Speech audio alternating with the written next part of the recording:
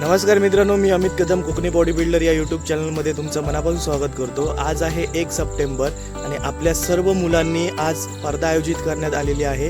त्यामध्ये पुशअप आहेत, पुलअप्स आहेत आणि दोरी उड्या आहेत। तर 12 वाजता स्पर्धा चालू होणार आहेत। आता सकाळचे वाजलेत 6:30। मी जातोय जिममध्ये। कितपत तयारी केलेली आहे, लाइटिंग आहे किंवा स्पीकर वगैरे अरेंजमेंट कशी आहे ती या व्हिडिओद्वारे तुम्हाला दाखवतो आणि स्पर्धा पण या व्हिडिओद्वारे तुम्हाला बघायला भेटेल। So stay tune, keep watching. मी आता जातोय जिममध्ये। तर मित्रांनो, होंडा झालोय आणि आता जातोय जिमवरती। सो छोटा हार घेऊया आणि जिममध्ये जाऊया।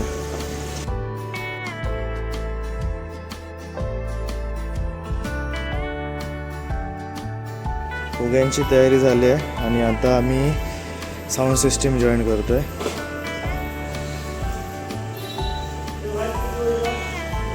आणि अतुल सर आलेत। सर नियोजन करतायत सर्व स्पर्धेचं। सर कशी झाली तयारी? जोरात फुग।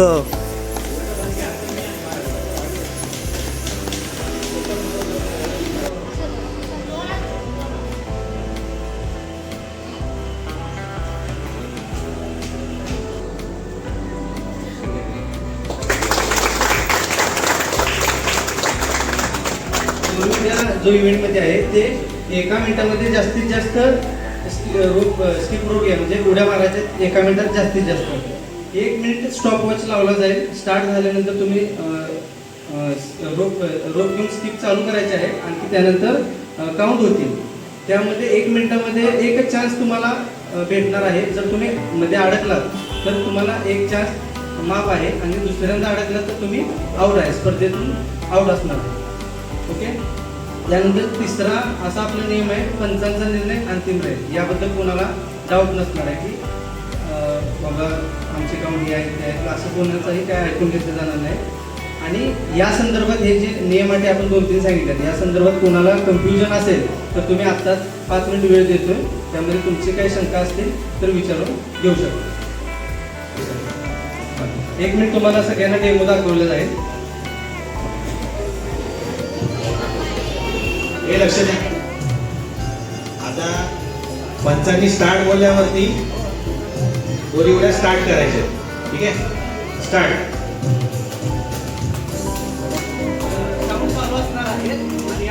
काउंट चालू असल्यावरती तुम्ही जर अडकले तर एक चान्स माफ आहे, परत कंटिन्यू करू शकता। जर अडकलं तर एक चान्स माफ आहे, स्टार्ट करायचा। दुसऱ्यांदा अडकलं तर तो पथक त्या स्पर्धेतून आउट असतो।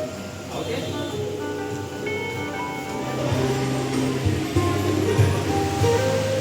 पहिला इव्हेंट आहे। पहिली, दुसरी, तिसरी, चौथी, 5वी आणि 6वी त्यांचे रोप स्किपिंग आता चालू होतोय।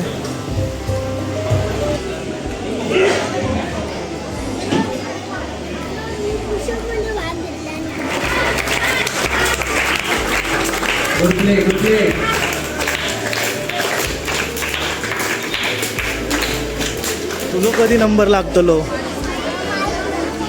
कशात भाग घेतला? पुशअप मध्ये प्रॅक्टिस केलं ना?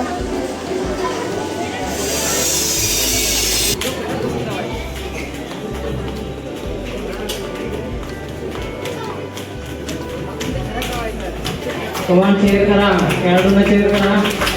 Good,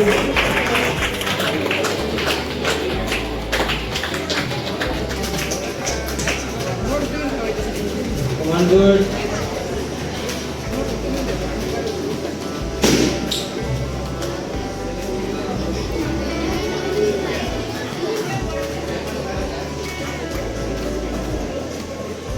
stop.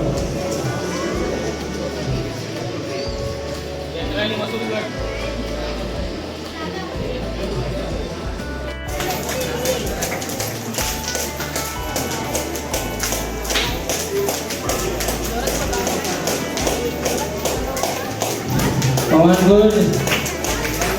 Clear करा।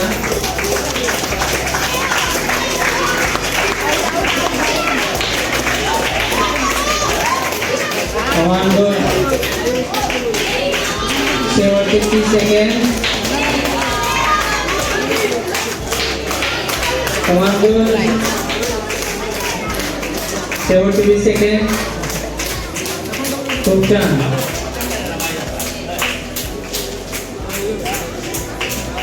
अतिशय मस्त. शेवटचे 10 सेकंड.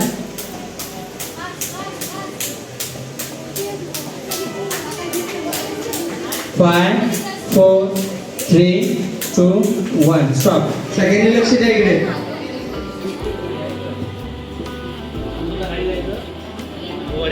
एल्बो स्ट्रेट पाहिजे. 2 count 2, 3 स्टार्ट. बरोबर कमान.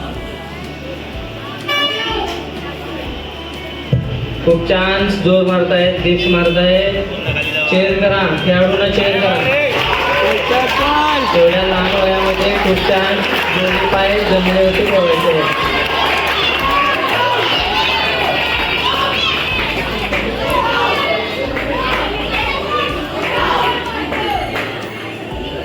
ए किती रेडी रेडी रेडी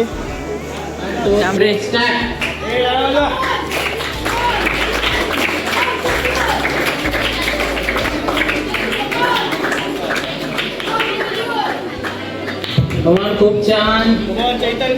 गुड चैतन्य. अतिशय चांगल्या पद्धतीने पुषप मारत आहे. छोटे विस्तार.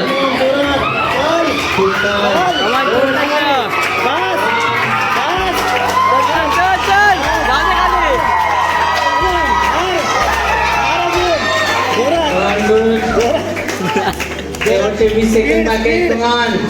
जाऊ दे खाली खाली जा.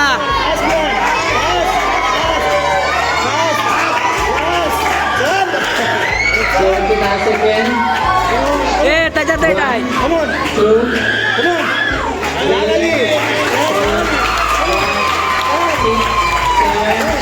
8 ए जा खाली. स्टॉप.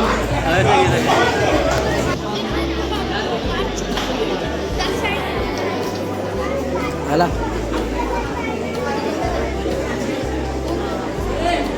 भगवान चेअर करा. खेळाडूंना चेअर करा. Good. खूप छान.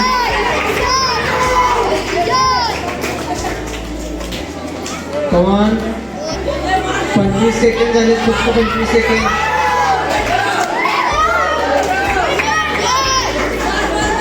सेकंड बाकी आहेत.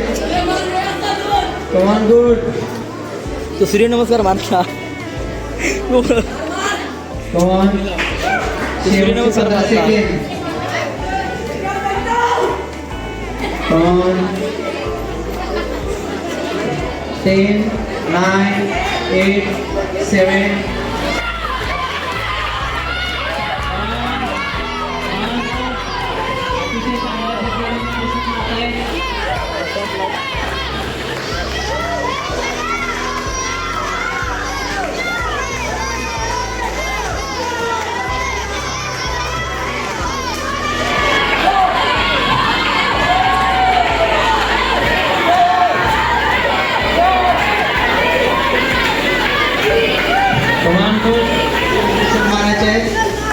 आपल्याकडे 1 मिनिट वेळ आहे. 1 मिनिट वेळामध्ये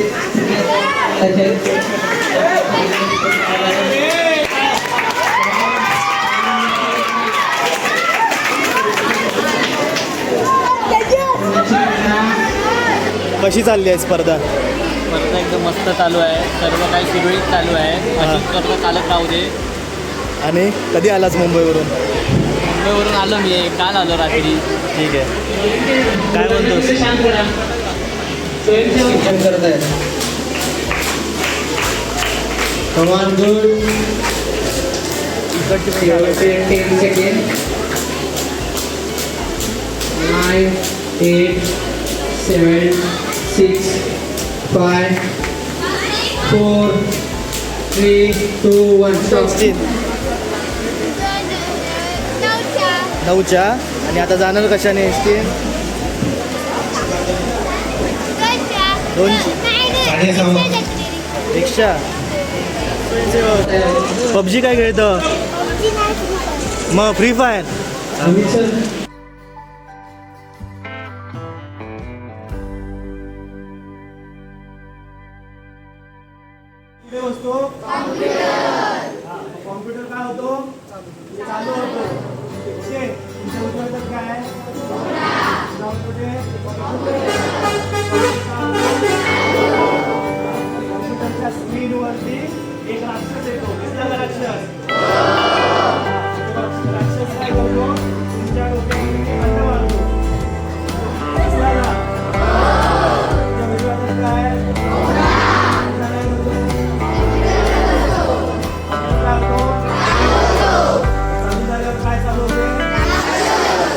चालू असेल.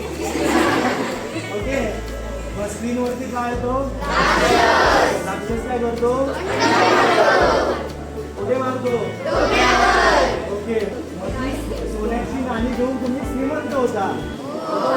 झालात का श्रीमंत? आई वडील काय घेऊन येतात? पुष्पगुच्छ घेऊन तुम्ही कुठे जाता? व्यायामशाळेत जाऊन पुष्पगुच्छ कोणाला देता? ओके.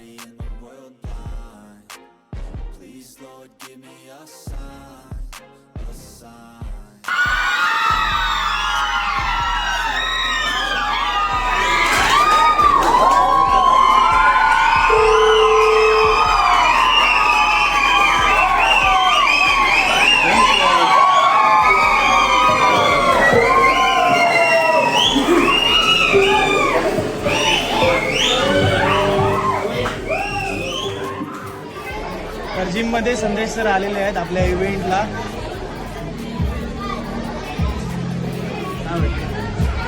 एकदम पब्लिक स्टोरी मेन्शन करतोय टीचर मुलांचीच. मुलांचा सहभाग बघण्यासारखा आहे. भरपूर काही लहान मुलं आहेत पार्टिसिपेट झालेली. चांगली गोष्ट आहे फिटनेसच्या दृष्टिकोनातून. छोटे छोटे मुलं सहभागी झाले. फिटनेस बदलणं आजच्या काळाची खूप गरज आहे आणि छोटी मुलं त्यात पूर्णपणे सहभाग घेतात हे पण तेवढंच महत्त्वाचं आहे.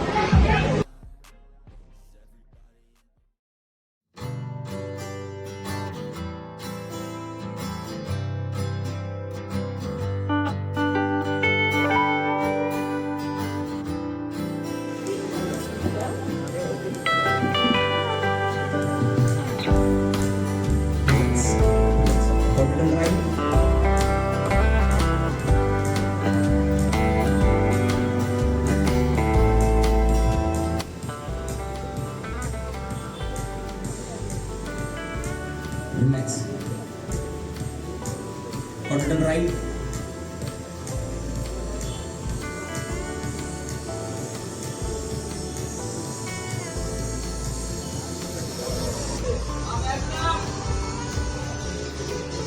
Relax. Abdominal big thigh muscle. Next. Fitness हा कोणत्याही स्वरूपात असू शकतो. तो एक खेळ पण असू शकतो आणि व्यायाम पण असू शकतो. तुम्ही बघत असाल आता तुम्ही पण गावाघरातलेच आहेत, मी पण गावाघरातला आहे. एक सिंपल गोष्ट सांगतो तुम्हाला. माझ्या गावात नारळ किंवा सुपारीची बागायती जास्त आहे. ओके, तर जी लोक मेहनत करतायत खाण्यात पिण्याच्या दृष्टीने सगळं सेमच आहे, काय बदललेलं नाहीये. लोक बोलतात भात कमी खाल्ला पाहिजे किंवा भात खाल्ला नाही पाहिजे. हे चुकीचे थिंकिंग आहेत. भात खाल्ला पाहिजे. भातामध्ये एनर्जी सोर्स खूप गरजेचा आहे. फरक सांगतोय, समजून घ्यायचा आहे.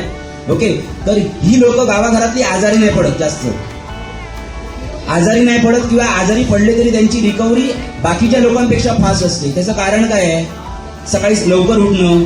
ओके, आपल्या भागात जाऊन काम करणं म्हणजे तो एक मेहनतीचा प्रकार आहे, व्यायामाचा प्रकार आहे, हे समजून घ्यायचंय.